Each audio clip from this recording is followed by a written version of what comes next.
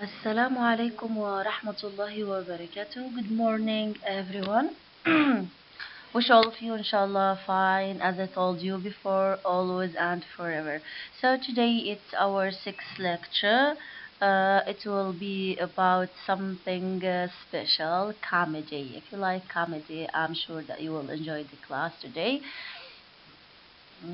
Still only two lectures. The second two lectures, it will be such some new information, some old information. So it will be mix for seventh and eighth lecture. It will be a mixed lecture. It's called mixed lecture. Okay, it covers whole lectures from 1 to 6. So today we are going to listen for a work, one of the William Shakespeare's works, which is a comedy. So it's about what and what are details. I'll let you to know that by yourself. Okay,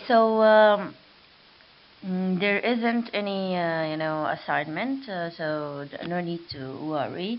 So, well, when you just submit the three last assignments, I think three, I don't know, I couldn't remember right now, so I ask you that the previous assignments, I'm gonna to put the midterm score according or depending on your answers for the assignments that I already gave to you.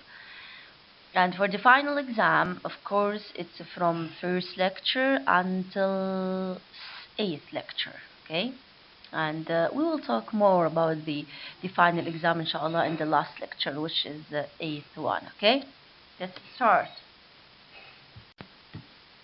Okay, so this is a play for William Shakespeare. It's called The Midsummer Night Dream. It's one of the most famous and successful Shakespeare's plays. The play is part of early work of Shakespeare in 1554 to 1616. It was written and performed in 1595 to 1596, just after the taming of Sharon and the Two Gentlemen of Verona. In A Midsummer Night Dreams, we have a tragedy within a comedy. Theme of repelled children against their parents, two families at war but ununited through the love of their children. In A Midsummer Night's Dream, the name of the play, so we have both a tragedy within the comedy, okay? Tragedy and the comedy. Shakespeare could write in different moods at the same time. It goes very quickly from tragedy to comedy. Even in comedy, there is a substance of truth, of seriousness. Comedy is not empty of meaning. Comedy is include meaning too.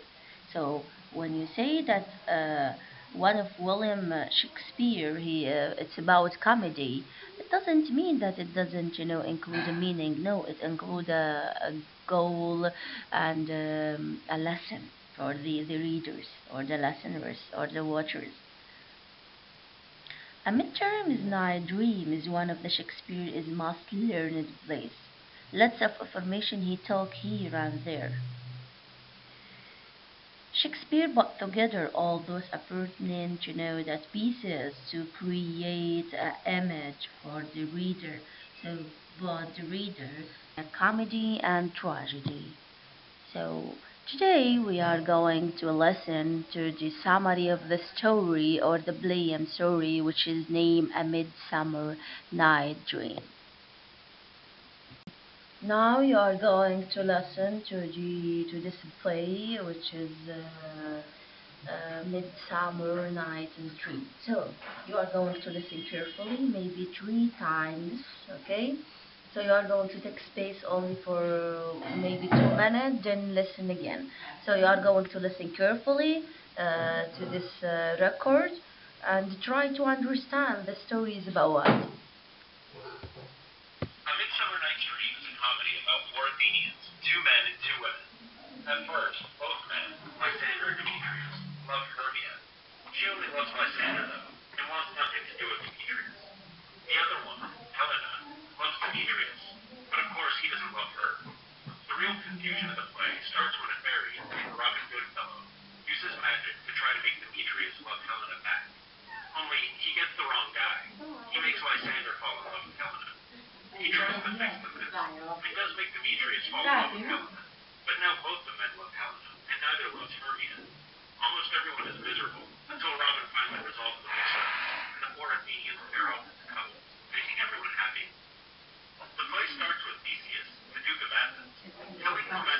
ceremonies to get the city ready for his upcoming wedding to Hippolyta, the queen of the Amazon, whom he has just conquered.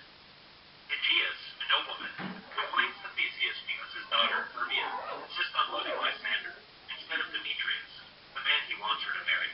Hermia says she can't marry Demetrius. She'd rather die than marry anyone but Lysander. Lysander points out that Demetrius used to like another woman named Helena, who's still in love with him.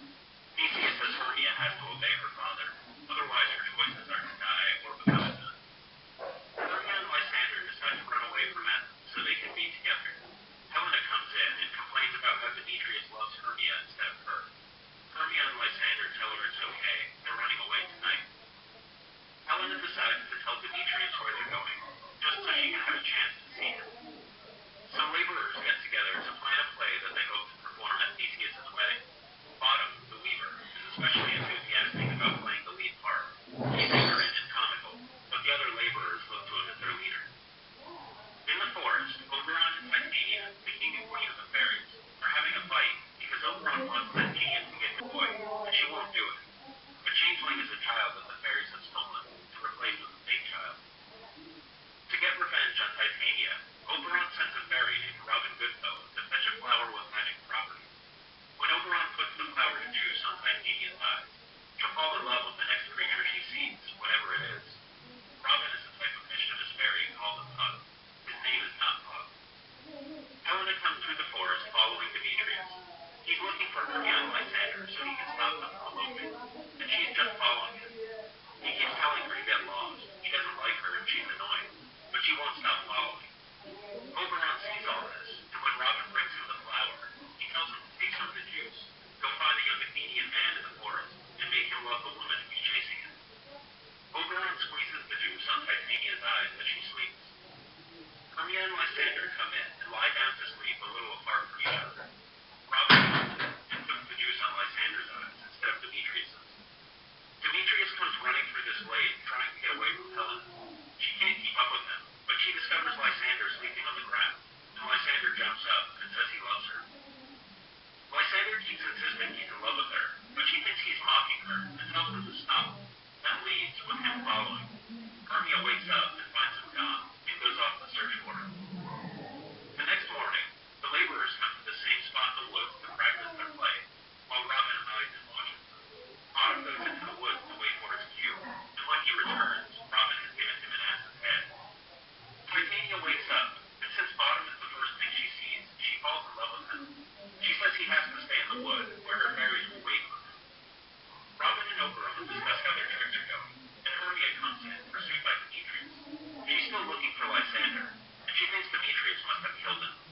Oberon tells Robin he messed up, because he didn't make Demetrius love Helena. Hermia storms off angrily, and Demetrius sleeps. Oberon sends Robin to go find Helena, and he puts the love juice in Demetrius' eyes. Lysander and Helena come into the glade. He's still telling her he loves her, and she's still trying to get him to leave her alone. Demetrius wakes up, sees her, and falls in love.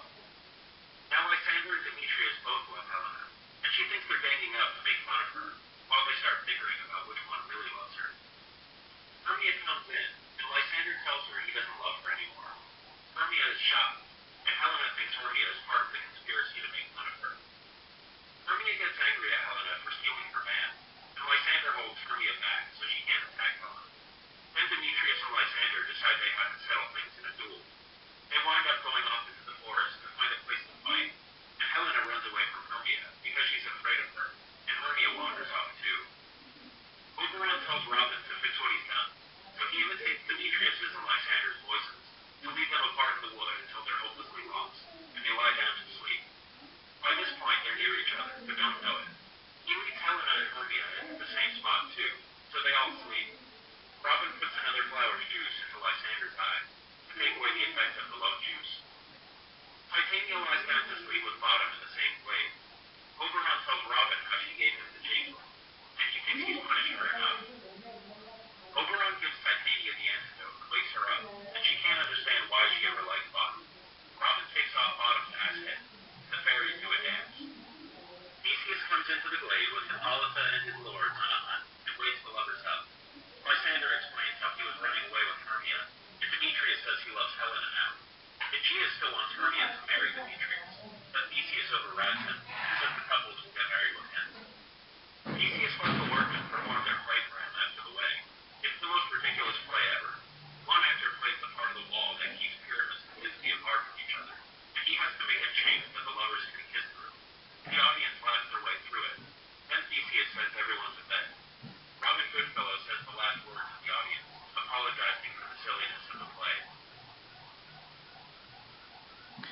So this is the story. So do you understand anything? It's very clear. It's about the someone who loves the plot or the the fan of the play. So it's about love, but it's mixed between the tragedy and comedy. Okay. So as you know that the comedy plays, if it's a comedy, it doesn't mean that it's empty meaning. No, it includes a meaning and include a goal. And this one is mixed between comedy and tragedy. Okay, let's go next. طبعا this play is called Midsummer Night. طبعا Midsummer Night opens the the thesis of high pilot planning their wedding, which is takes already 3 days. يعني انتم you already listen to the story, the summary of the play in the previous slide. Now you are going I'm going to translate in Arabic little bit. طبعا هي اسمها حلم ليلة منتصف الصيف. يعني هي already حلم، حاجة من الاماجينيشن يعني. والبعض هنايا يكتبها كحلم ليلة صيف. هي مسرحية لرائد المسرح طبعا الإنجليزي اللي هو ويليام شكسبير. فهنايا اللي هي طبعا ويليام شكسبير هو اللي كاتبها المسرحية هذه حلم ليلة منتصف الليل. طبعا هي ذات طابع خاص ومميز عن باقي المسرحيات كلهم. هو اختار المزج بين الواقع والخيال، واعتمد على التراث الشعبي واللي تأثر فيه المسرحية اللي هي طبعا مكانها في آثينا. وطبعا معروفة آثينا بالطبيعة متاعها وبالأجواء متاعها طبعا. فهنايا لما كان في تجهيز لحفل الزفاف، في لحظة طبعا خش فيها شخصية اسمها إيجيبوس شاكية ابنتها هيرما التي رفضت الزواج طبعا من ديمتروس طبعا، لأن الشاب ليساندر أوقعها طبعا في إن هي fall in love with him. So in her wedding day she said to her daddy that I will not marry him anymore. فهنا بدأت تدور الأحداث طبعا متاع البلاي. هنا الأحداث متاع البلاي بدأت تدور كالآتي.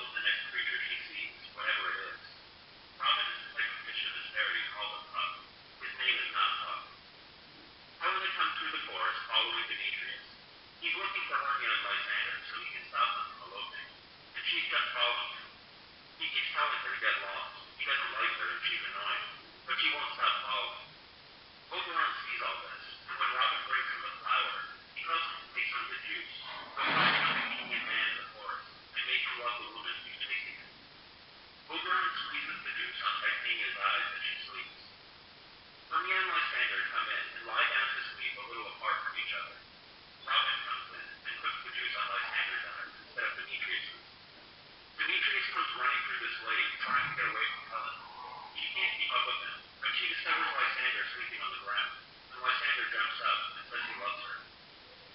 Lysander keeps insisting he's in love with her, but she thinks he's mocking her and tells him to stop, then leaves with him following. Hermia wakes up and finds him gone and goes off to search for him. The next morning, the laborers come to the same spot in the woods to practice their play, while Robin hides and watches them. Autumn goes into the woods to wait for his cue, and when he returns, Robin has been into an ass's head. Titania wakes up, and since Autumn is the first thing she sees, she falls in love with him. She says he has to stay in the woods, where her fairies will wait on him. Robin and Oberon discuss how their tricks are going, and Hermia comes in, pursued by Demetrius. She's still looking for Lysander, and she thinks Demetrius must have killed him. Oberon tells Robin he messed up, because he didn't make Demetrius love Helena. Hermia storms off angrily, and Demetrius sleeps. Oberon sends Robin to go find Helena, and he puts the love juice in Demetrius' eyes. Lysander and Helena come into the glade.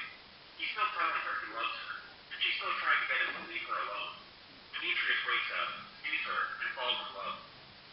Now Lysander and Demetrius both love Helena, and she thinks they're ganging up to make fun of her, while they start bickering about which one really loves her. Hermia comes in, and Lysander tells her he doesn't love her anymore.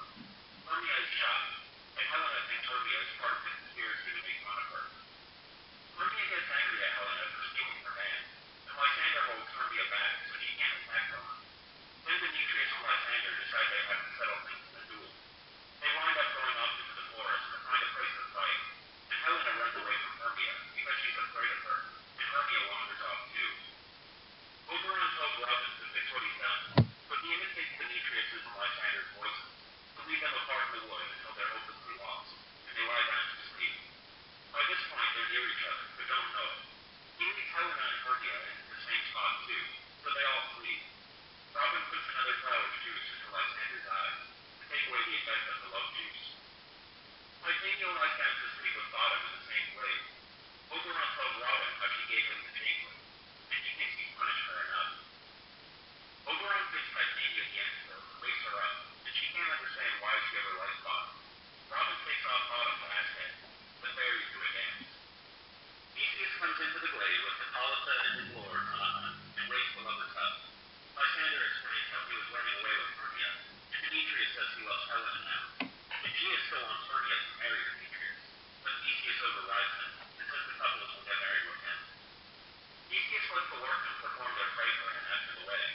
It's the most ridiculous play ever. One actor plays the part of the wall that keeps Pyramus and Thisbe apart from each other, and he has to make a change that the lovers can fit through. The audience laughs their way through it. Then Theseus sends everyone to bed. Robin Goodfellow says the last word to the audience, apologizing for the silliness of the play. طبعا الليكتشر هذه المهم فيها هم السلايدات عما الأربعة والخمسة والستة والسبعة، يعني الأسئلة اللي زي هادم هم اللي مهمات. يعني أنا حبيت إني نخليكم تسمعوا البلاي هي تسمعوها يعني علشان الدور، أما لكن المهم فيها هو الأسئلة هادم.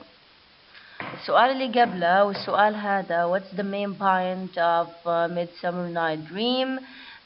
They dominate theme in A Midsummer Night Dream is love, subject to which Shakespeare returns constantly in his comedies. Shakespeare explores how people turn to fall in love with those who appear beautiful to them. يعني نرجع ونقولكم إن هذه المحاضرة السادسة على التوالي. The thing which is very important that you are going to understand these questions only. For listening section, it's up to you. You should listen or not listen, it's up to you. But the most important thing is to understand these questions.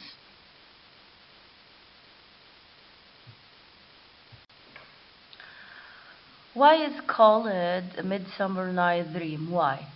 The title of Shakespeare's Midsummer Night Dream has both literary and social significance. The title tells the audience right away that the play is going to deal in some way with a sort of dream on a summer night. He also suggests to the audience that the play itself was merely a dream. So, questions? very important questions, which is why it's called Midsummer Night Dream. Why? For what reason? Then we said that the title of Shakespeare's Midsummer Night Dream has both literary and social significance. The title tells the audience right away that the play is going to deal in some ways with the short of a dream on summer night. He also suggests to the audience that the play itself was merely a dream.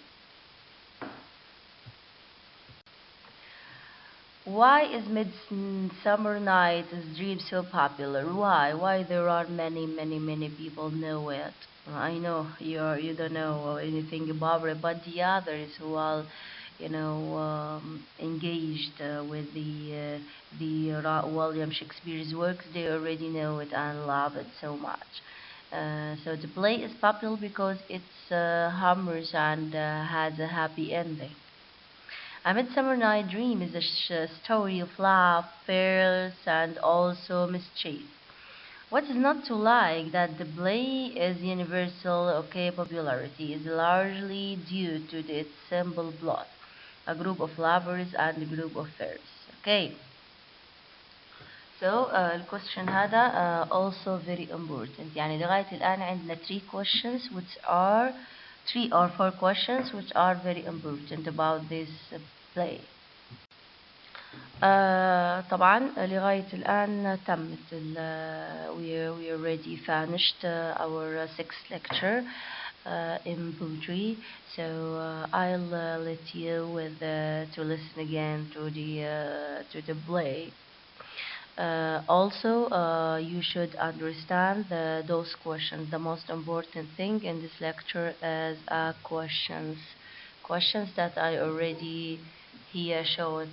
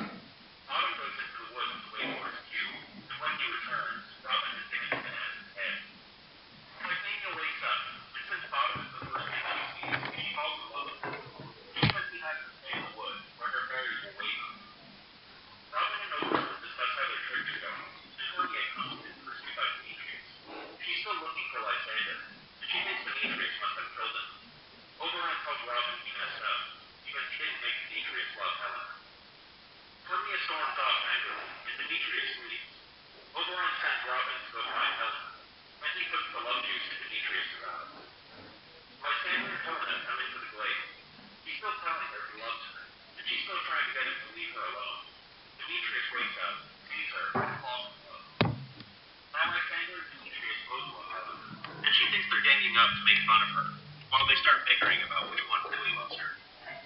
Hermia comes in, and Lysander tells her he doesn't love her anymore.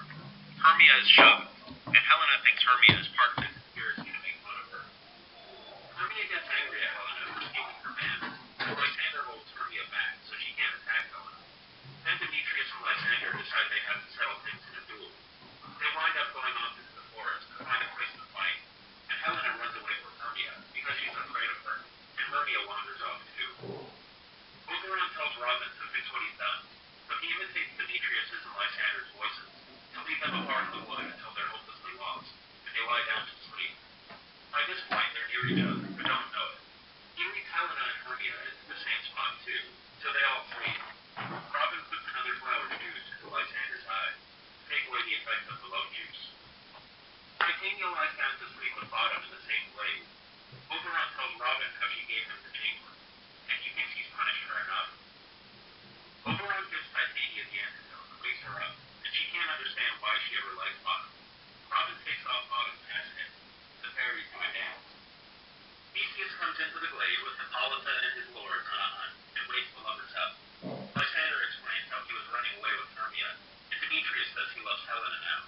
Aegeus still wants Hermia to marry Demetrius, but Theseus overrides him.